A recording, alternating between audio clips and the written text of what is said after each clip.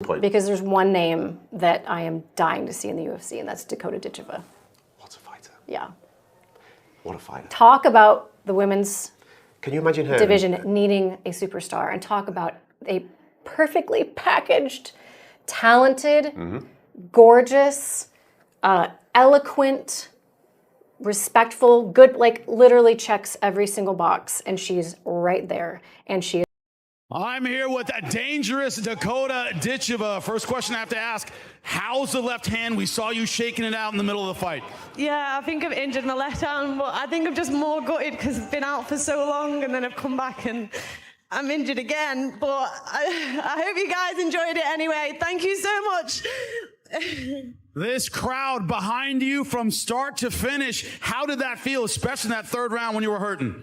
Guys, I just want to say that was the best walkout I've ever had, so thank you so much. Before we get you in the back, I have to know, what does the future hold for you? I know you have to heal up, but when you come back, what are you looking forward to? I mean, I have just re-signed with PFL. We've come to a great agreement, and I'm going to look forward to the next few years together, so hopefully we can carry on bringing crowds like this, because you guys really set a standard, so congratulations, guys. Dangerous Dakota Ditcheva fans, let her know how you feel. There's a monster brewing outside the UFC, and her name is Dakota Ditcheva, the violent Cinderella that Laura Sanko just begged Dana White to sign. Laura Sanko said, "She is a violent Cinderella. Bring her to the UFC as soon as you possibly can." This isn't hype. This is a full-blown warning shot to every woman on the UFC roster. Dakota Ditcheva isn't just undefeated. She's untouched, 10-0 finishing opponents like it's personal, and she's not even in the UFC yet.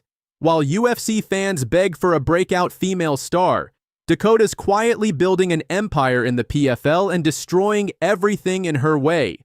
Laura Sanko, one of the most respected voices in MMA, just lit the fire on camera. No filter. And she didn't name a UFC star. She picked Dakota Ditcheva. That's huge. Laura Sanko. For me, it's Dakota Ditcheva. She is a violent Cinderella. That quote alone is a massive L for the UFC's women's roster. Because when your own team says your biggest star isn't even signed, you've got problems. So why hasn't Dakota signed the contract? Easy. She's too smart. She knows her value, and she's not walking into a bad UFC deal just for the spotlight. Is there an opportunity for you to cross-promote with the PFL for, say, a Joan Ganu fight, and is there anything specifically stopping that from happening? Is there any way to stop it from happening? Is there anything that's stopping that specific fight or a specific cross-promotion with the PFL from happening? No, I'm not interested in that. We tried to make that fight. They didn't want to do it, and it's done. He doesn't fight here anymore. I'm not interested. So no fights with the PFL just in general?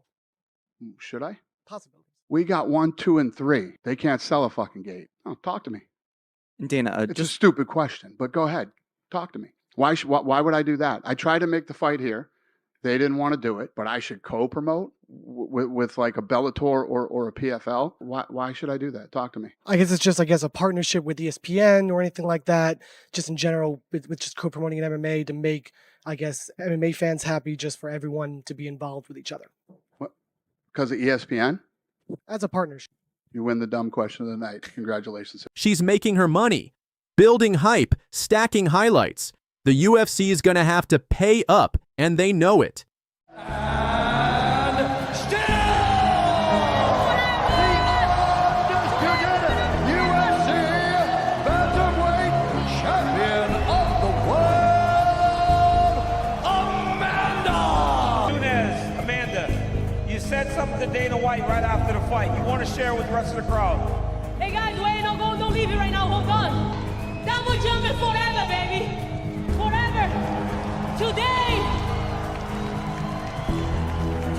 if you guys look around, I just tie with Anderson Silva in defend the belt. So tonight is a perfect night to retire and then live happy forever. Since Amanda Nunes walked away, let's be real, the division has been bleeding. Who devised the strategy of fighting southpaw? Look, the best thing what I did was make my dream happen. Because in my gym, I feel like it's safe, you know? Peña's beefing with Kayla, Valentina's out. Harrison's a freak, but part-time. And the UFC, they've got no breakout female striker, none except Dakota. Ditcheva is right there, and she's smoking names in the PFL like it's target practice. Let's play matchmaker. Dakota versus Juliana Peña? That's a murder charge. Dakota versus Valentina? Striking clinic Dakota versus Kayla Harrison? The super fight we actually need. Give her anyone. Give her everyone. Dakota is the fresh blood women's MMA desperately needs. She's 27 prime years, star power, British swagger, and a fucking killer instinct. Laura Sanko. She is a violent Cinderella. Bring her to the UFC as soon as you possibly can, Dana. It's time to cash out, or get passed by. Because Cinderella's glass slipper, it's covered in blood. Yeah, I think. And then who wins? Dakota versus Valentina. You really make me say that. She's my favorite fighter, but come on. Favorite fighter, number one. Yeah, she is. She's always been my favorite fighter, Valentina. Wow. Yeah. All time. Yeah, all time. Have you ever told her this? I just think like she's just like an MMA athlete. Like, yeah. What can she not do? Like, she can grapple. If she needs to win by grappling, she can do it. If she needs to strike, she can do it. Like, I mean, so many people thought she was going to get a belt taken off her by the French girl, Manon Fiorot. Oh, you said it quite well. Yeah, people wrote her off with that, and look what she did. She always finds a way to win. I think she's very, very clever. Dakota effing Ditcheva, and she just called out the queen of violence herself, Valentina Shevchenko. Let's be real. Everyone thought Dakota Ditcheva would jump ship to the UFC undefeated, violent, marketable British, a perfect Dana White signing. But what did she do instead? She re-signed with the PFL while throwing shade at the UFC by keeping her options wide open. In the post-fight interview, you announced that you had re-signed with the PFL. Congratulations. Are you happy with how everything turned out? Yeah, I'm happy. Yeah, I am happy now in the end. It took a while.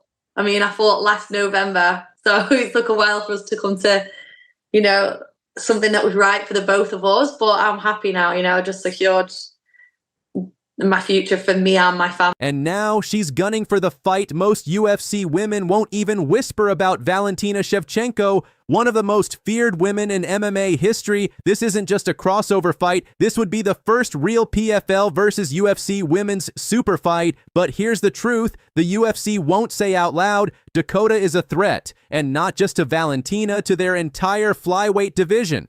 Think about it, a young, undefeated blonde striker with serious KO power, and she's not under UFC control.